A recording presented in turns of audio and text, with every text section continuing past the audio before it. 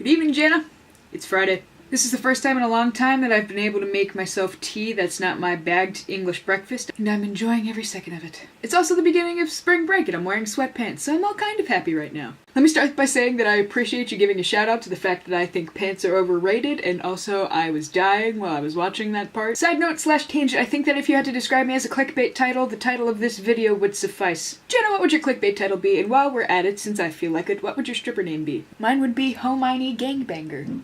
But, to answer the question at hand, what article of clothing are you, Janet Jackson? After careful thought and consideration, with many potential candidates. Because after all, I couldn't just make you a sports bra, jeans, or sweatpants, or a hoodie, because while those things are near and dear to my heart, they are much too commonplace. And you, Janet Jackson, are an unprecedented goddess. Jana, I have decided that you are a maxi skirt with secret pockets. For those who don't practice donning maxi skirts are essentially like wearing sweatpants.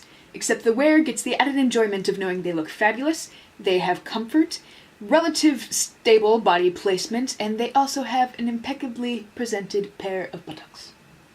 Jana, you are all those things. You are a trusted, secure place, practical, comfortable, flexible, and one of the best friends a girl could ask for. And although I'm technically uncertain, I will check the next time we're together. I'm sure your butt is cute. I too definitely want to talk or write more about our high school because it is something of an anomaly, and I was supposed to last month for the Shenanigans blog post, but life happens and I didn't. I appreciate that you gave a special shout out to our Spanish teachers, because while at the time we did not understand why we were doing a musical skit about a Hispanic grasshopper superhero, it ended up being a lot more applicable than what we once thought. Good teachers are just different kinds of people, man. The good ones that are at our school just taught me so many different life lessons, and I owe them so much. So a non-alcoholic cheers to you, good teachers, and know that your continually undervalued labors are not in vain. I've decided to start doing favorites of the week just whenever I come across something that's particularly cool or enjoyable, just so it becomes a little more genuine interest and not cliche. My video of the week is an old favorite of mine that I've rediscovered. It's What a Teacher Makes by Talor Molly. For song of the week, I have Happy by Melissa Polinar and Ode to Joy, the arrangement by David Garret. Every time I listen to Ode to Joy, I'm just blown away by the fact that Beethoven was able to compose and perform that song while deaf. It is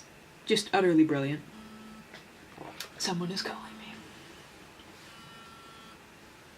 Yes. For the video title promised Heaping Helping of Nerd, for Geek of the Week, if I've neglected to tell you, freshman engineers at Pitt all have to partner up with somebody and write a paper about a technology in our perspective field of engineering, and we get to present it in April at a conference full of family, friends, and professionals. While many components of writing this paper has been irritating, it's starting to come together, and the first draft of the paper was due today, and it's actually kind of cool to become like a quasi-expert on something. But anyway, my partner and I were writing about the benefits of 3D printing mesenchymal stem cells to regenerative medicine. Specifically, tissue regeneration and organ printing. I won't spoil anything in case when the paper is finished and you all want to read it, or if you want to come to the conference. But mesenchymal stem cells are found in a lot of places in the body, including like fat tissue and bone marrow, and they can be differentiated into like cartilage, adipose, and they can just be cultured into a bunch of different very helpful tissues that humans need. I've been in charge of writing the descriptions of the technology involved, because I am a computer engineer after all. And just looking about how all of the scientists across the board have put their minds together and comes up with just truly genius ways of solving a bunch of problems, it has just renewed the sense of awe within me about human ingenuity and creativity. And that, Jana, is why I love being a nerd. There's a lot of cool and interesting things going on in just like that little bit of bioengineering technology, but like I said, no spoilers. Have a good week, Jana. Don't forget to be awesome.